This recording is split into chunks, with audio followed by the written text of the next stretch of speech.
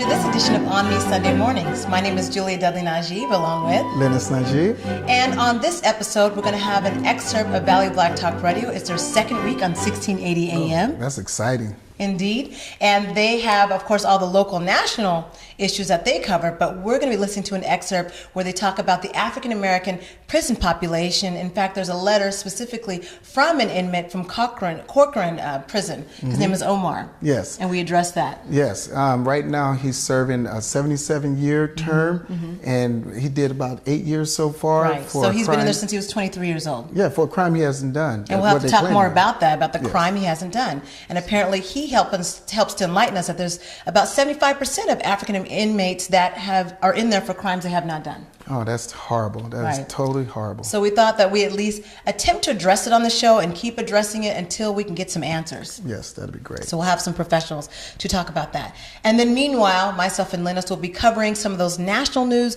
topics that are hidden in the black media, from theroot.com, the Griot, News One, and of course, blackamericaweb.com. In fact, speaking of blackamericaweb.com, we want to start where we're able to tell you what happened in black history today. And this is brought to you by blackamericaweb.com. In fact, it was September 22nd, 1973. Marvin Gaye's Let's Get It On was #1 song on the 22nd day. Yes, and September 23rd, 1961, President Kennedy named Thurgood Marshall to the U.S. Circuit Court of Appeals. It was September 24th in 1886. The founding of Ebenezer Baptist Church is celebrated on this date and is a unique landmark of black civil rights in the African American community. Yes, it's September 25th, 1861. The Union Navy allows blacks to enlist for service during the Civil War. September 26, 1795, Alexander Twilight was born. He was the first African-American person known to have earned a bachelor's degree in an American college or university upon graduating Middlebury College in 1823. He did pass away in 1857. September 22nd, 7th, 1969, Oh, What a Night. Oh, What a Night. By the Dales was the #1 R&B song this day. And finally, September 28th, 1918, Corporal Freddie Stowers was killed in action in World War I, where he was 22 years old, but it wasn't until 70 years later that he was honored posthumously for his Medal of Honor for his actions.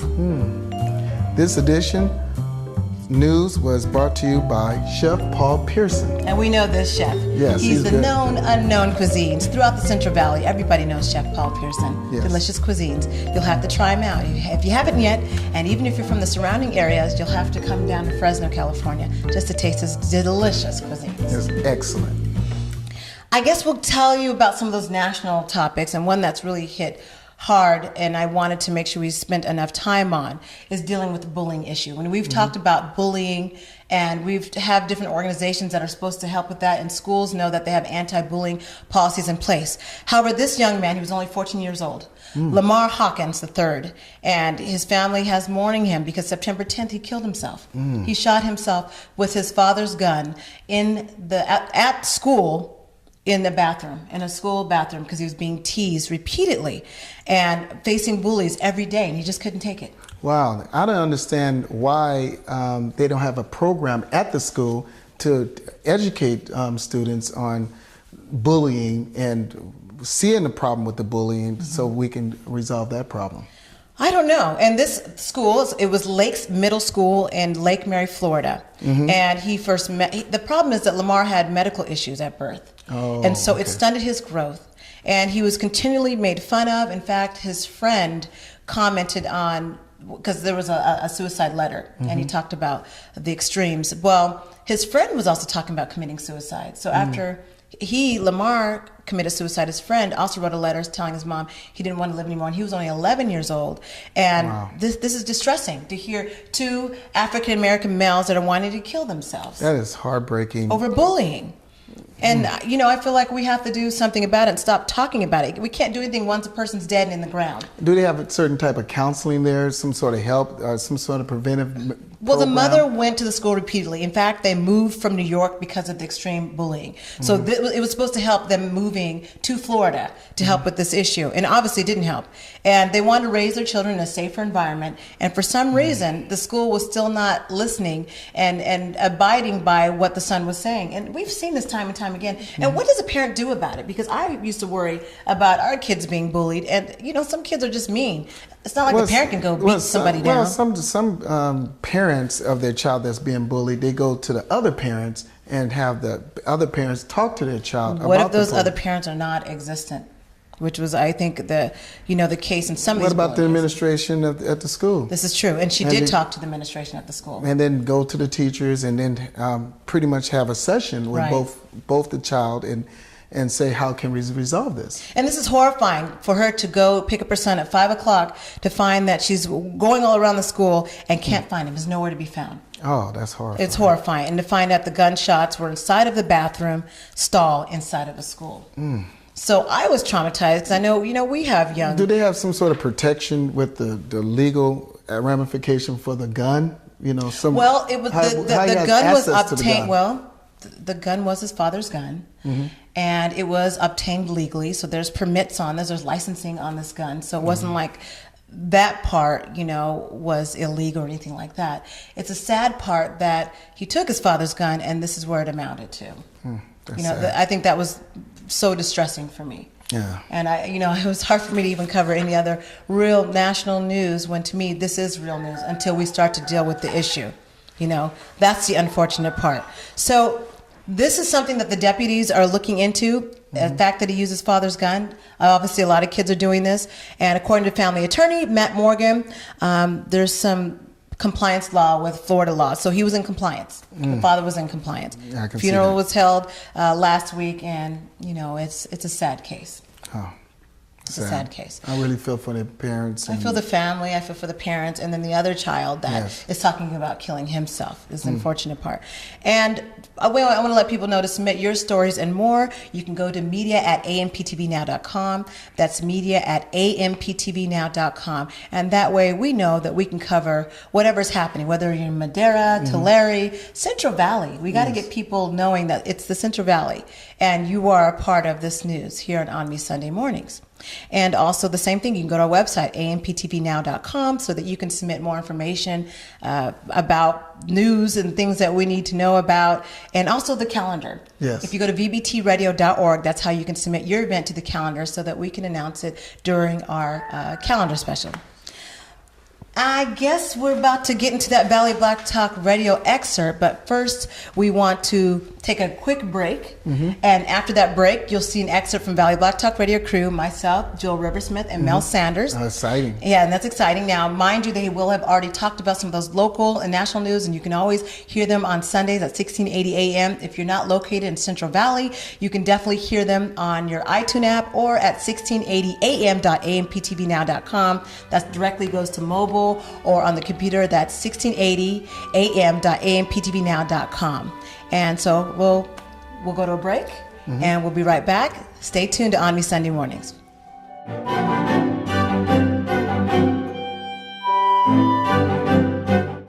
AMPTV is proud to bring you a combined effort of all the black media sources in the Valley. Stay up or set your DVR for AMPTV programming on KC24 from 1 a.m. to 2:30 a.m. Let us be your source for what's happening in the black community. Saturday at 1 a.m. on KC24. US Med has great news for anyone living with diabetes. If you have Medicare, private insurance, or prescription drug coverage, US Med will ship a new glucose meter right to your home. And shipping is free. My new meter uses only a speck of blood, so it's less painful than my previous meter. If you have Medicare, private insurance, or prescription drug coverage, you're covered with US Med. We're welcoming new patients, even if your current provider can't supply you anymore. I don't even have to test on my fingers anymore. I can test on my hand or forearms, and it's more accurate than my old meter. So call US Med today, and you'll have a choice of 2 great meters. One that actually speaks your results, or a meter so small it fits in the bottle of strips. Act now, and US Med will include a free prescription discount card. We'll also send you a free diabetes card. We'll also send you opportunity. So call US Med today. You'll be glad you did.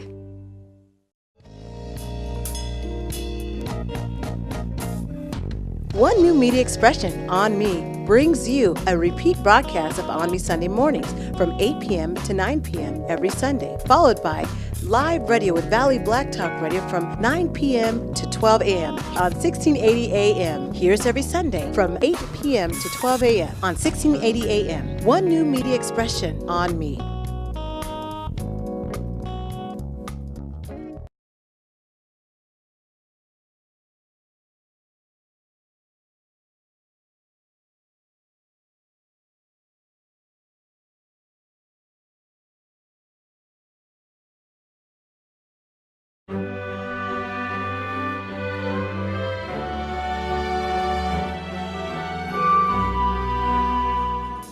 You know, you got a letter Yes. this week, and something we talked about in the earlier segment about the letter you received from a prisoner who felt like he had no hope, and so he wanted to reach out to someone that would listen to what he had to say and maybe share it with someone that could help in the situation. So, if you would, Julie, would you mind sharing some of that letter with us? Sure. And this is by Omar Malik Jefferson, and this is at a Corcoran State Prison. And he said, I want to first say that I hope this letter reaches you in the best of health. I try to catch your show on Sunday mornings as often as I can because there's no other shows on the TV that focus on the issues that plague the black communities throughout America. One big issue that really needs to be talked about is the broken justice system and how many young black men are being charged and convicted of crimes they didn't commit. The majority of these young black men come from poor families and can't afford to hire an attorney. So the court appoints public defenders who work with the prosecution, helping them obtain convictions by telling their client to take a plea bargain. If you go to the trial, the public defender sits while the prosecution does all his power to convince a jury that you committed the crime when you didn't.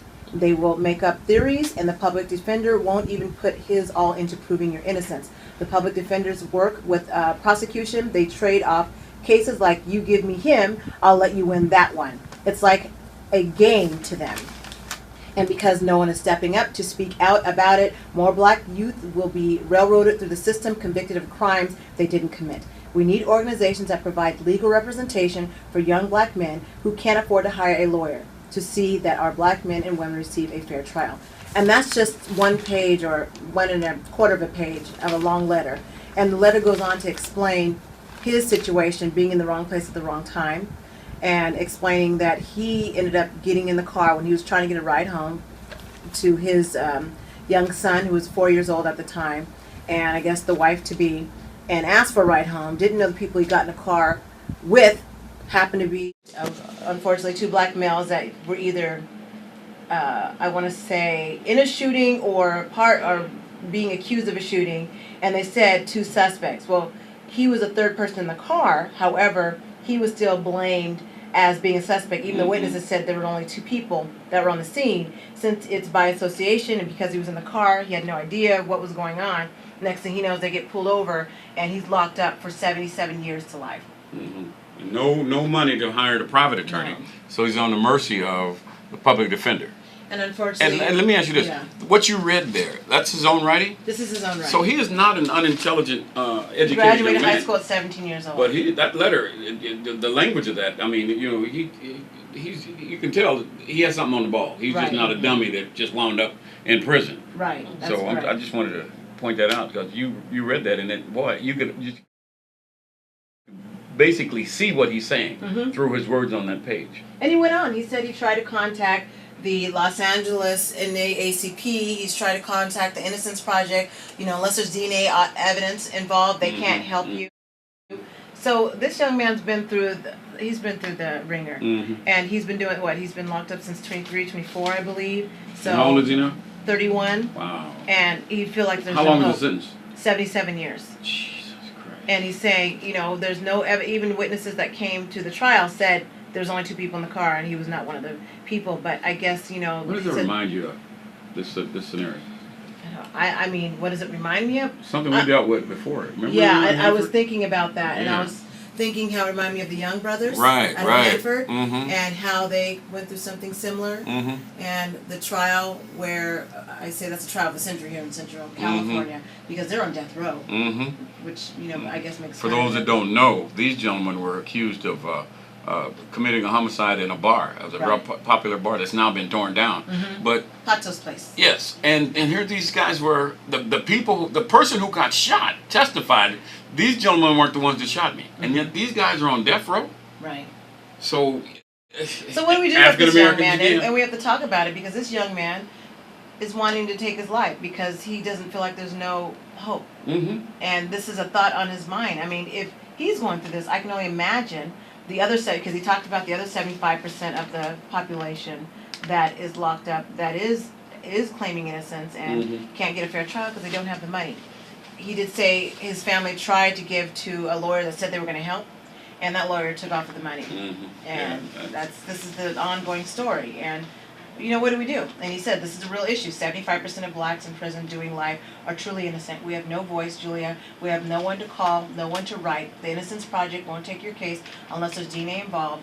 Then you have people posing as lawyers just to take our family's money, which happened to me, and the court just basically said, so what? So who do we look to for help? I wrote the NAACP, begged for help. When I was in LA County Jail waiting trial and I received no response, I felt hopeless, and now I battle depression. I've attempted suicide twice, and I dread waking up in the morning. Someone out there has to care enough to want to put a stop to this ongoing injustice. I know it makes us speechless, but silence is deafening. I say again, this is another example of one of the ways that we live in two Americas, because the majority culture will say, well, he did something. He wouldn't be in jail if he didn't do something. And that's what he said, and he starts off with saying and it's not only the majority culture. Some of our people think the same thing. Right. Yeah, it's we especially should know. I'm really ashamed of black people who say that, because we especially should know. You don't have to be guilty of anything but being black. What if it's one of our daughters? Right. And I told you guys a story what happened to my son. He was just walking home. Yeah. Was minding his business, and he was on a bus and misidentified because some other kid identified a black kid that didn't say dark skin or light skin, a black kid with a sweatshirt on, and he was identified. And our house was basically, when we weren't there and I wasn't home, and they illegally, without a warrant, went to our house and searched the house and said, we're looking for a black kid, and my son was traumatized. So this could be one of our kids. So easily. And then they found out it wasn't even him, it was some other kid that, and they misidentified. So what can't we have to do something? We have to stop saying, well, they probably did it. We have to stop saying, well, they're in jail, nothing we can do about it. And it's not going to be a speedy process. There's some things that, because he's made the contact of Valley Black Talk, there's some things that we're going to have to try to do to try to get the attention of someone who can take this and move with this, because this is a tragedy. And we need to make sure that the real effort is made to reach the truth in this matter. We don't know this young man, but we know that what has happened to him is something that's common. So we may not know him, but we know that the story is common among poor people in particular, and African Americans specifically, but poor people because they suffer behind the fact that they cannot afford legal representation. And there's a name for the folks who act as public defenders when you go to court. People who normally deal with those folks, they call them dump trucks. And the reason is because they get to the courtroom and they get dumped. I see. So the nickname is, who was your dump truck? That kind of thing. So this is a commonality with public defenders, even though they say you have a right to refuse. That attorney's supposed to be an appointed attorney if you don't have the money to have one. But in actuality, it's like a faux pas. Why would you want an attorney that's going to convict you anyway? You're already convicted before you even get a trial. And if you look at city government, the public, the attorney's office is often way low on the list of offices that are funded. You have 4 public defenders, maybe 8. For the entire population of a city, they're working hundreds of cases apiece. So even though I think racism often plays a part, even when it doesn't play a part, there's still a problem. The system is absolutely broken. And he points it out. He says the public defender work for the DA so you won't get a fair trial. Exactly. It does. And if we talk about solutions, one thing he did point out is that there needs to be a foundation of black lawyers who represent blacks that don't have money to hire a lawyer. They can take small, affordable payments, and the purpose of the foundation is to ensure that our people get represented by someone who has their best interests in mind and will make sure we get fair trials. And here are the last words that, I don't know, you take it how you want to, but I wanted to make sure I read this last part. It's not fair that I can't be there for my son, my nephews. I've never been arrested for a violent crime in my life. I've never hurt another human being ever besides a fist fight, and I've never started a fight. I ask the Lord every single day what I did to deserve this. I just want someone to address this issue on a large scale so that no one is forced to live like this. Wow. And his request for some attorneys to do this, you know, at the end of the day, money trumps all of that. I mean, you know, you're going to have to, you know, it takes someone with commitment and conviction to take this on as a responsible fight. To try to right some wrongs, and it's like this every time you look at one case, there's 5 or 6 more right behind it with similar or worse situations behind it. So it's something. Joel may be right on point about 2070, because you know I don't see. Well, the only glimmer of hope that I see in terms of a turnaround for this is when people over the age of 50 die. Because the younger generation, they don't seem to have the same kind of challenges or problems with one another as folks 50 and above.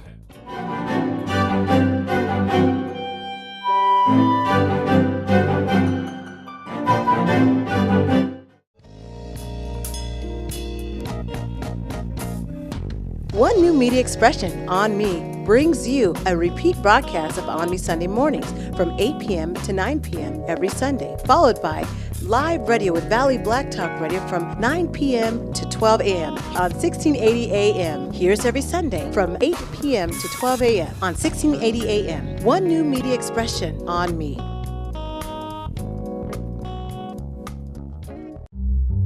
AMPTV can now be watched on TV anytime through our Roku channel or on your computer online at amptvnow.com. Better yet, go mobile, live.amptvnow.com.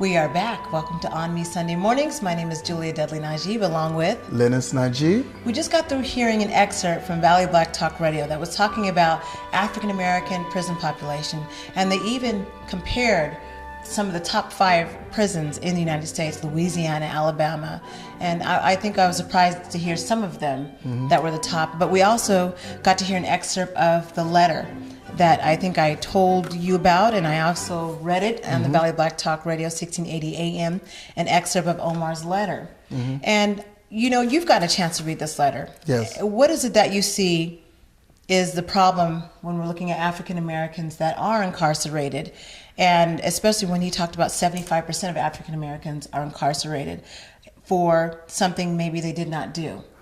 Well, when I look at it and I see that, it's the representation. They're not properly represented by the public defender because the caseloads are so high. Okay. And they don't have the money to pay for the proper representation to fight a case of a murder charge.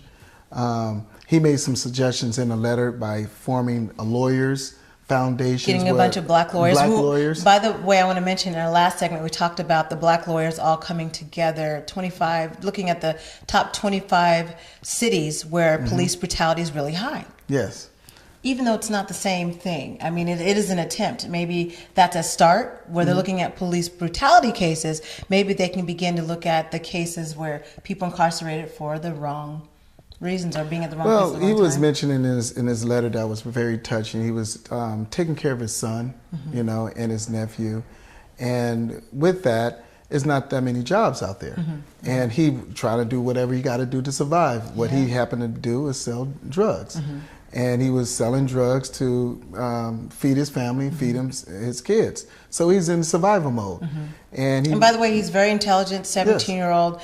He graduated from high school at 17 years old. So we're not just talking about a dropout. Someone who at least had a vision, wanted something better, couldn't get a job. Yes, right? that's correct. And having to take care of his family, and having to take care of his mother, and having to take care of his young son at 19. Yes. Not that there's an excuse that, hey, drugs is the answer. But I know we've talked about the lack of jobs, the lack of that is especially for our young people, even now. Yes.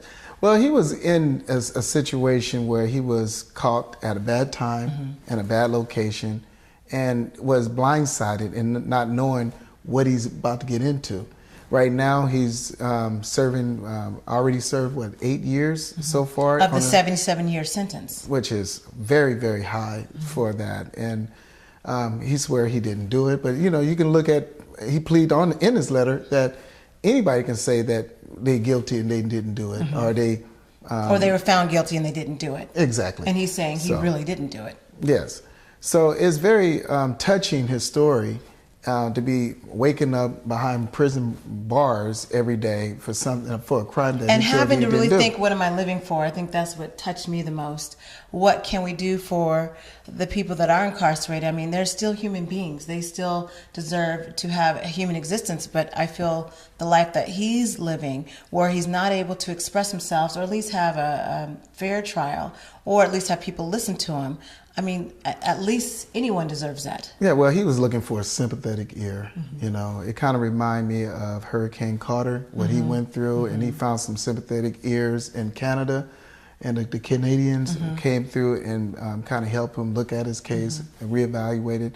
But looking at a murder case is very challenging. That is so challenging for him to go through that and to try to find a sympathetic ear to get the kind of help that he needs to get out of this situation. There was a local case in Central Valley that Valley Black Talk Radio got really involved with, and it was the young brothers who were, they're serving a heck of a sentence because they're on death row right now for a crime they said they didn't commit, and this was at Pato's place, and this was in Hanford, California. And I know we were heavily in that case, and that was back in, I want to say, 2006, when we were really, really involved.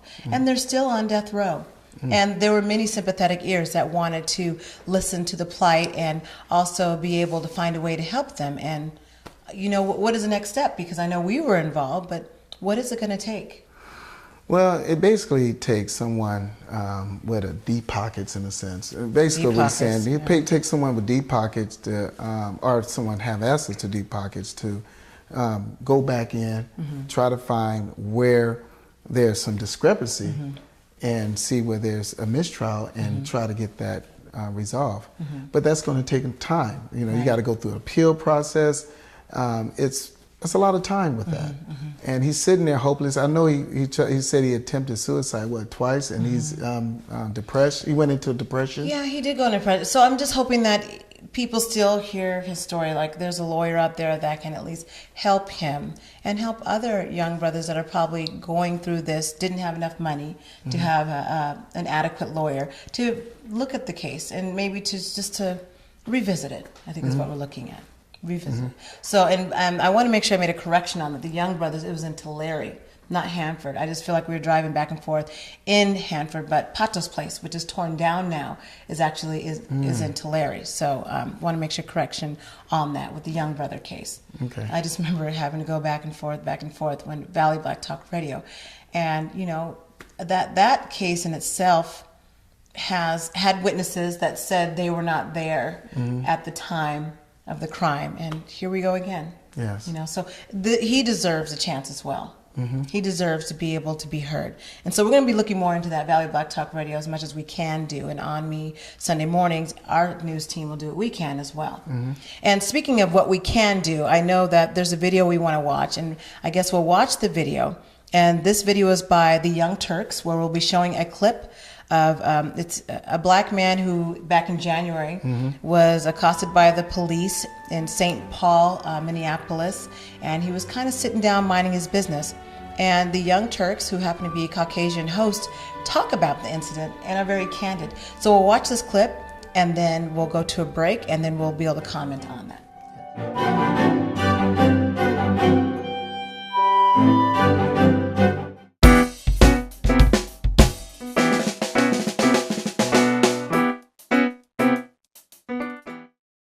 AMPTV is proud to bring you a combined effort of all the Black media sources in the Valley on CBS 47, Sundays at 6 a.m., right before the CBS 47 news. Let us be your source for what's happening in the Black community. Sundays at 6 a.m., right before the CBS 47 news.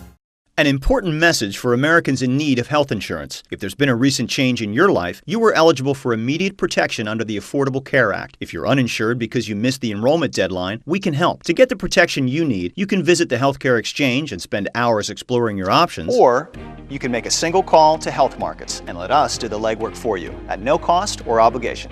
Health Markets Insurance Agency searches thousands of health insurance plans on the exchange and off from more than 120 leading companies like United Healthcare, Humana, and more. We'll find you the right insurance coverage and guarantee the lowest price for plans we offer. And if you qualify for a government subsidy, we'll make sure you get the tax credits you deserve. Talk to us on the phone or meet with a local licensed representative. Why pay more than you have to or risk going without the coverage you need? Put our free service to work for you. Call Health Markets today at 1-800-958-1057. That's 1-800-958-1057.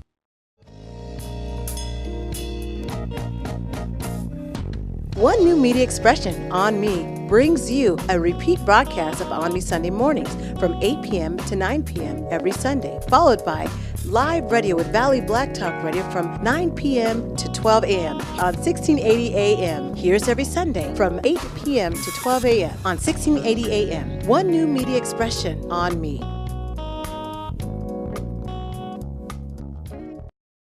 An important medical alert for men who have taken androgel and other testosterone therapy products. Androgel and other low-T products that are marketed to treat lack of energy, decrease sex drive, and physical and emotional changes have been linked to heart attack, stroke, pulmonary embolism, deep vein thrombosis, death, and other serious cardiac events. Scientific studies indicate that the use of testosterone therapy products doubled the risk of heart attack in men over 65 and tripled the risk in younger men who have a history of heart disease.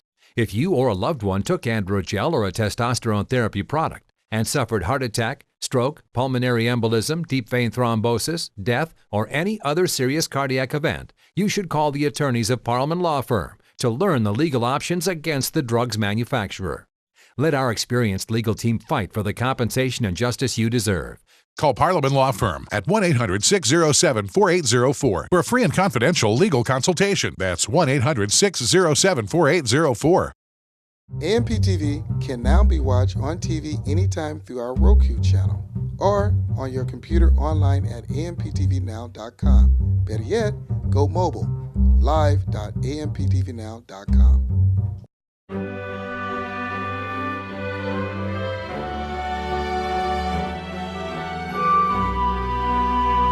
I saw this video. It was tweeted today. It's by a gentleman who you'll see in the video, and it was taken on January 31st in 2014 in St. Paul. The man says he was walking through a skyway in St. Paul. Minneapolis and St. Paul in the winter, they have all these skyways that connect buildings because it's so freaking cold there. His cell phone was then confiscated. I watched this video this morning. I saw somebody I was following shared it. I could only watch it for a minute or two. It was so disturbing and so upsetting and so, it's such a good example. Right, it so exemplifies the problem that we have both with policing and identifying someone by color and assuming guilt or that they're up to some sort of no good. Watch it. Watch it and share it. And I guess we'll have it in the clip so you can share it that way. So, but it was on Twitter today and it was tweeted by someone who's a responsible tweeter too. So what's your business with me right now? I want to find out who you are and what the problem was back. There is no problem. That's the thing. So talk to me. Let me know. And let you know. You can be on your way. Why do I have to let you know who I am? Who I am isn't the problem. Because that's what police do when they get called. Well, I don't have to let you. People. Well, I know my rights. First off. Secondly, I don't have to let you know who I am if I haven't broken any laws. First off. That's a public area, and if there's no sign that doesn't say this is a private area, you can't sit here, no one can tell me I can't sit there. If that's the case, then I can't sit here. The problem is I'm black. That's the problem. No, it really is, because I didn't do anything wrong. What's going on, brother? going on? I gotta go get my kids. No. Please don't touch me. Please don't touch me. You're gonna go to jail then. No, wait. You're gonna go to jail. I'm not doing anything wrong. Hold on. Can you please? I'm not No, come on, brother. Hold on, I'm not here to argue. I'm Can not you your please? brother. This is assault. Can you please? I'm not here to argue with you. Wrong, sir. Put your hands behind your back. No, can you please Put not your hands do behind this? your back. I didn't do anything wrong. Put your hands behind your back. Come on, really? I gotta go get my kids. Put your hands behind your back, otherwise it's gonna get ugly. What do you need from me? I told you. Can you I have him let me go? and identify you so we can told settle her what everything. happened. I haven't done anything wrong. I told you what I wanted initially. And so we could settle all Put your hands this. behind your back. You started to. Right now, I haven't done anything wrong. Please, no, don't do this. Please, put your hands behind the program. Put your hands behind your back. Get it up. Can somebody help me? That's my kids right there. My kids are right there. Yeah, put your hands behind your back. Put your hands behind your back. Don't choke me. I have asthma, sir. Well, you're gonna get doing anything. I'm not doing anything. You're gonna get tased. I'm doing. Ow! Get down! Get down! Get down! Get down! I'm not doing anything. Stop, please. Someone help me. Someone please help me.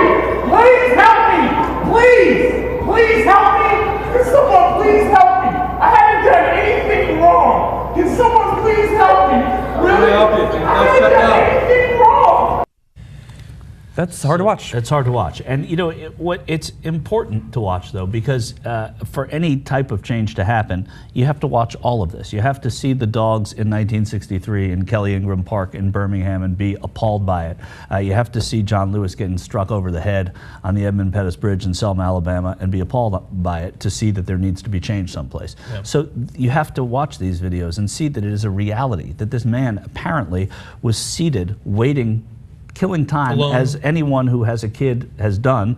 I'm always late to pick my kid up, but most people kill a few minutes before they get there, and just standing alone there on a cold, St. Paul January day, and then he was going to walk down the hall and pick his kids up as New Horizons. Then he sees the officer that he was presumably speaking with earlier, and he said, "How are you, brother?" And he said, "I'm not here to argue, and I'm not your brother." Yeah. I mean, the police used to be like when we were kids and you wanted to be a cop, it was because there was a beat cop in the neighborhood, and people knew the cops, and then they all moved into cars, and then now they're in tanks. Yeah. So the whole distancing and militarization of the police has and again, I have nothing against individual policemen that I know and have met, and I think that they're like in any profession, they're mostly noble. But when you see this, it shows you that there's a huge problem, and it's not. And like you said, John, about something else, like there's cell phone video of everything all the time. So we're just seeing one here. This is not the only time this has happened.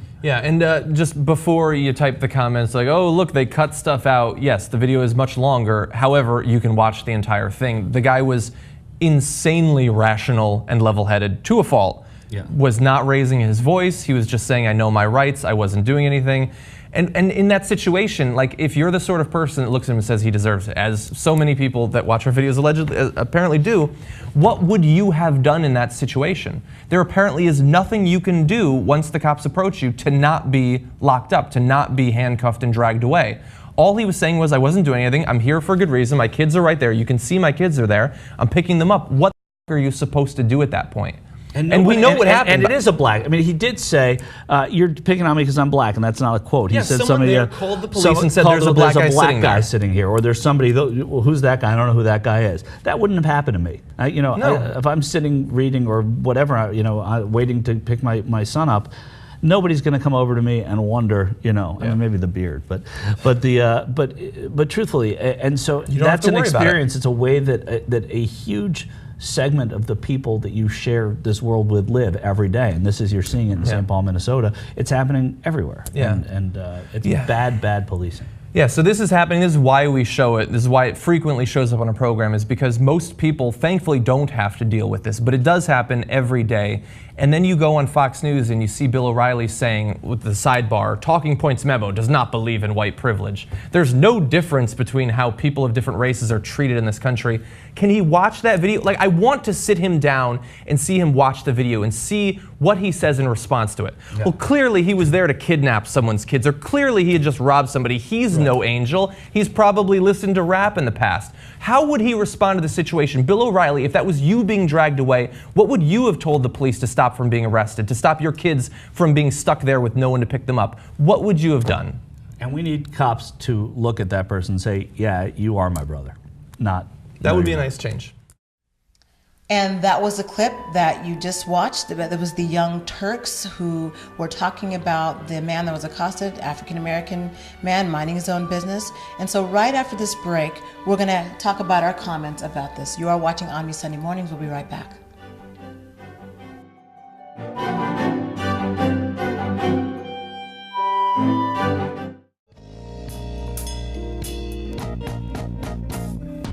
One new media expression, ONME, brings you a repeat broadcast of ONME Sunday Mornings from 8 p.m. to 9 p.m. every Sunday, followed by live radio with Valley Black Talk Radio from 9 p.m. to 12 a.m. on 1680 a.m. Here's every Sunday from 8 p.m. to 12 a.m. on 1680 a.m. One new media expression, ONME.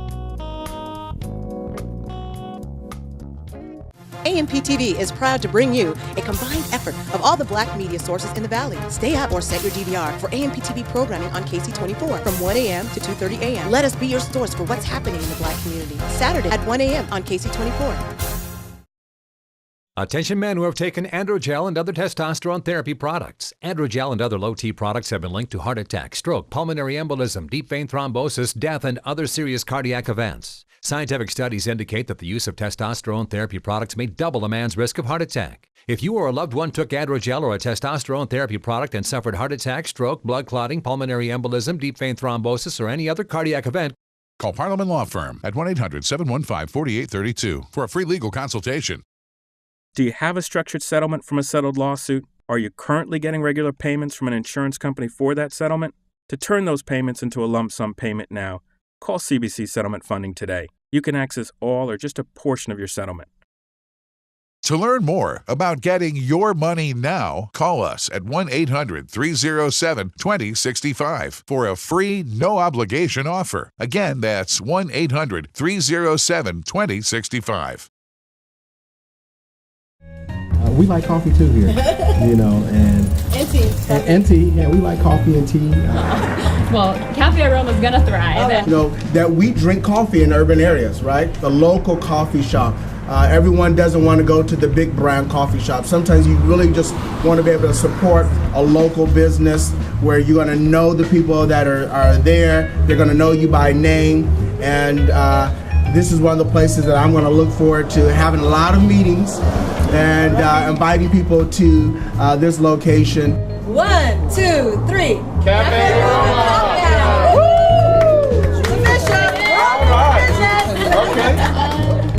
We are located at 550 North Fulton Street in Fresno, California, right before Belmont Avenue. Find out more.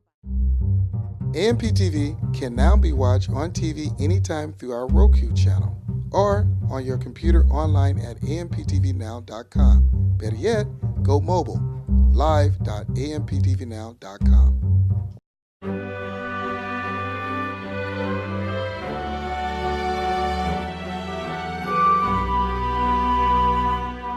Welcome back to ONME Sunday Mornings. My name is Julia Deli Najib. I'm your host along with Lennice Najib. And we just showed a clip, and it's by the Young Turks. And they showed the black man that was accosted. He was minding his own business, and they talked about how it's very cold in St. Paul in January. Yes, it's very cold in that area. They usually have some buildings that's all connected. Like walkways. Yeah, walkways, so it's to keep the heat there. And I guess he was basically there just waiting on his kids. He had a purpose for being there, and it's very disturbing to see what happened to him. And then to hear it, you know, when he's yelling, I didn't do anything, somebody help me, somebody help me. I felt distressed, and I felt like I couldn't do anything. Oh, it's disturbing. It's very disturbing. And you can say, well, why didn't he just give them his ID and avoided the whole situation? What could he have done to just avoid the situation instead of going against the grain, so to speak? And he was well within his rights. He wasn't doing anything. He didn't break any laws. And he said clearly, the reason why you stopping me and harassing me is because I am black. So some people would say, just show your ID. What was the principle? Why couldn't he just show his ID? Well, he felt he didn't have any right to, and he was. Or that he it sounded like didn't have he to. sounded like he's tired. He's just frustrated, and some of us black men, in particular, are just frustrated. We don't want to be bothered. Even the host seemed frustrated, right? Yeah, we don't want to be bothered. Why are you harassing me with my ID? Why, if you have any kind of justification to ask me for my ID, won't you do something that is more relevant? That you got people murdering people out there. You got people robbing people. You bothering me, and I'm sitting here waiting on my kids. And I you think that wanna was the see my saddest ID? part. He kept saying, "My kids are right there." So could you imagine his kids sitting there watching the scene? Their dad is getting taken in. Yes, they seeing that horrifying image of a black man getting arrested by four. We don't know how many police officers, and we don't even know what they've done to him for him to be screaming, "Help! Get off of me!" Da da da da da. So, What did you think about the police officer's comment, "I'm not your brother"? And at the same time, the host commented, "What happened to that point where the police officers used to be a part of the community, where they used to be the police officers used to be peace officers, right? Protect and serve." Yes, as peace officers, they used to be. Well, when he was saying, "I'm not your brother," that made it insensitive. He desensitized himself to do the damage that he's want to do. So you think that was purposely done? Oh yes, he wanted to desensitize himself.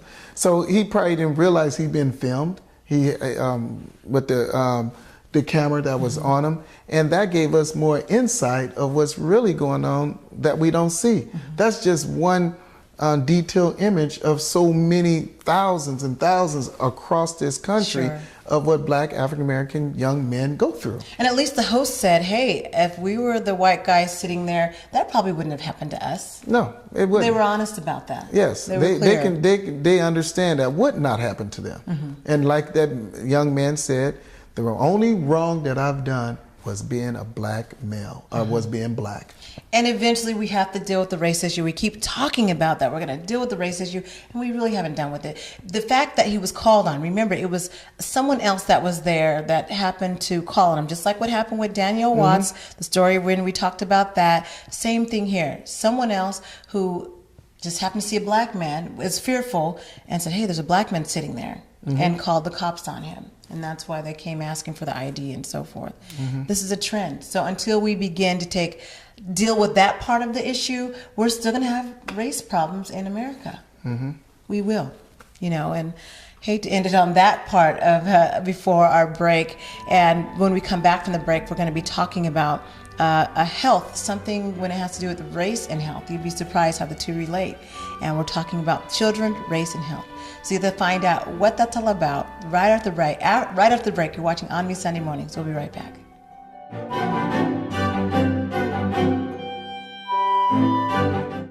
AMP-TV is proud to bring you a combined effort of all the black media sources in the Valley. Stay up or set your DVR for AMP-TV programming on KC24 from 1 a.m. to 2:30 a.m. Let us be your source for what's happening in the black community. Saturday at 1 a.m. on KC24.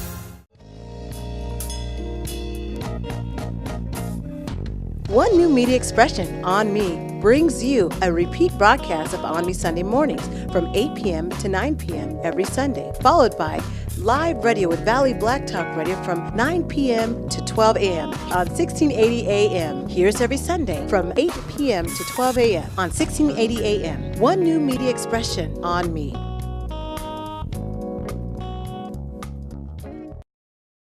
US Med has great news for anyone living with diabetes. If you have Medicare, private insurance, or prescription drug coverage, US Med will ship a new glucose meter right to your home. And shipping is free. My new meter uses only a speck of blood, so it's less painful than my previous meter. If you have Medicare, private insurance, or prescription drug coverage, you're covered with US Med. We're welcoming new patients, even if your current provider can't supply you anymore. I don't even have to test on my fingers anymore. I can test on my hand or forearms, and it's more accurate than my old meter. So call US Med today, and you'll have a choice of 2 great meters. One that actually speaks your results, or a meter so small it fits in the bottle of strips. Act now, and US Med will include a free prescription discount card. We'll also send you a free diabetes card. We'll also send you opportunity. So call US Med today. You'll be glad you did. Let me tell you some of the reasons people get into trouble with credit cards. A job loss or salary cut, an unexpected expense, a divorce, a business loss, or even helping a family member or friend in need. At Consolidated Credit, we understand that debt problems are not about overspending. It's about emergencies and unexpected situations. Consolidated Credit has helped over 5 million people, just like you. The options for getting out of debt have never been better. We can reduce your interest rates, cut your monthly payments, and help you get out of debt fast. The time to call Consolidated Credit is now. There are a lot of ways to get into trouble with debt. There's only one trusted way to get out: Consolidated Credit. When debt is the problem, we're the solution. Call Consolidated Credit now. Call 800-990-8939. That's 800-990-8939. AMPTV is proud to bring you a combined effort of all the black media sources in the Valley on CBS 47, Sundays at 6 a.m., right before the CBS 47 news. Let us be your source for what's happening in the black community. Sundays at 6 a.m., right before the CBS 47 news. AMPTV can now be watched on TV anytime through our Roku channel or on your computer online at amptvnow.com. Better yet, go mobile, live.amptvnow.com.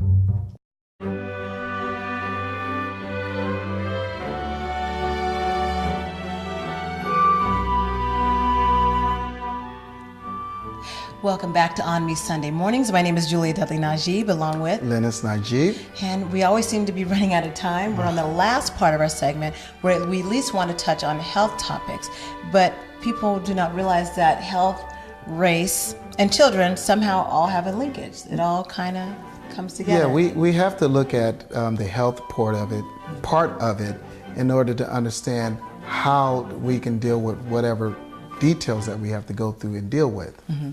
So this is from the blackdoctor.org. This is from their website, and they say that there's no place that is 100% safe or full of unrestricted opportunities, but according to a recent study, the Midwest may be the worst place for black families when it comes to racial disparities for children.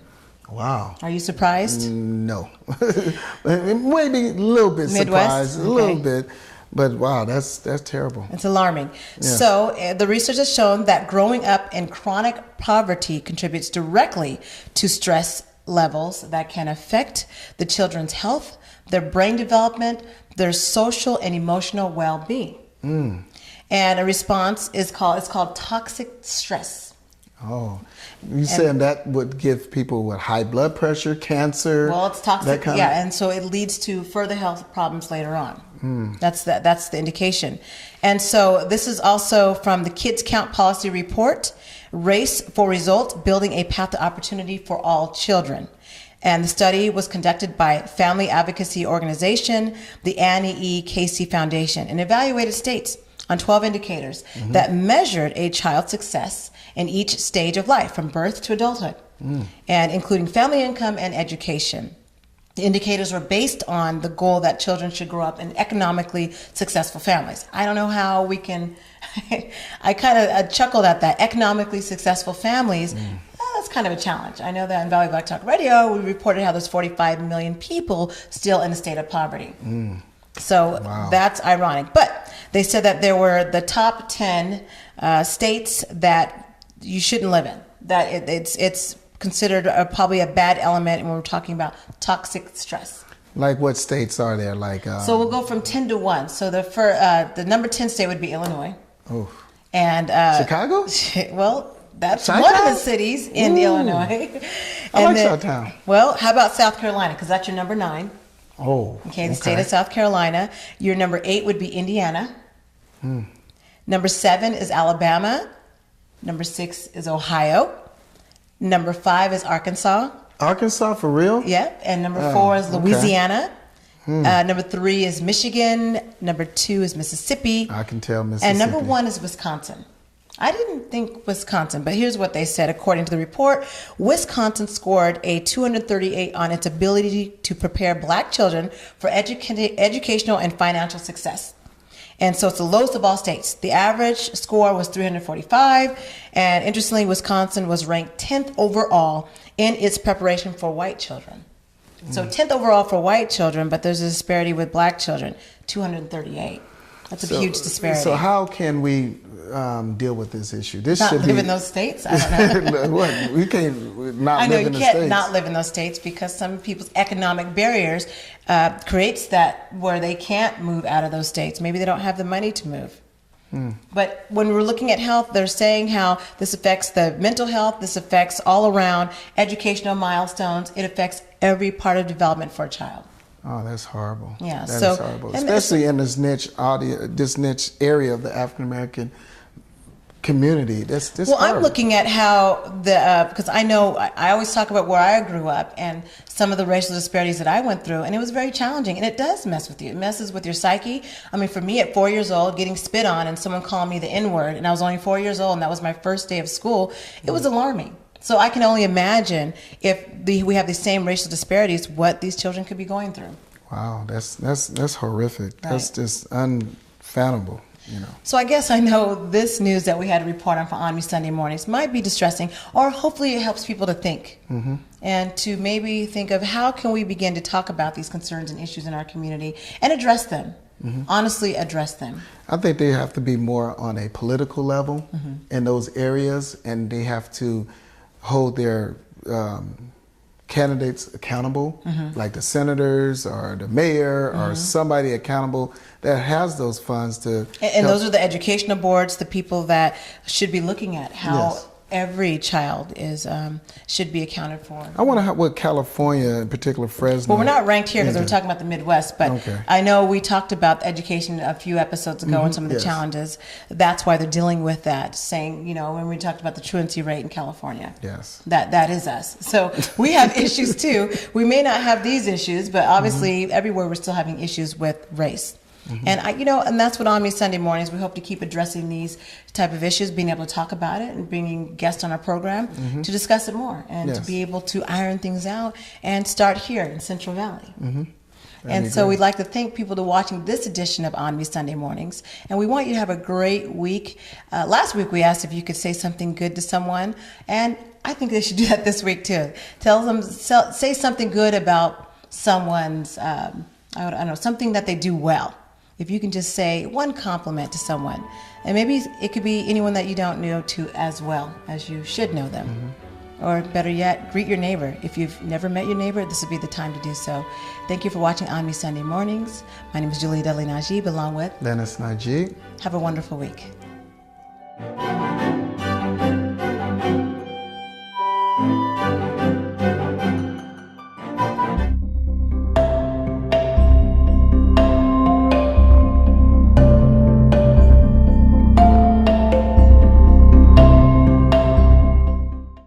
AMP-TV is proud to bring you a combined effort of all the black media sources in the Valley. Stay up or set your DVR for AMP-TV programming on KC24 from 1 a.m. to 2:30 a.m. Let us be your source for what's happening in the black community. Saturday at 1 a.m. on KC24.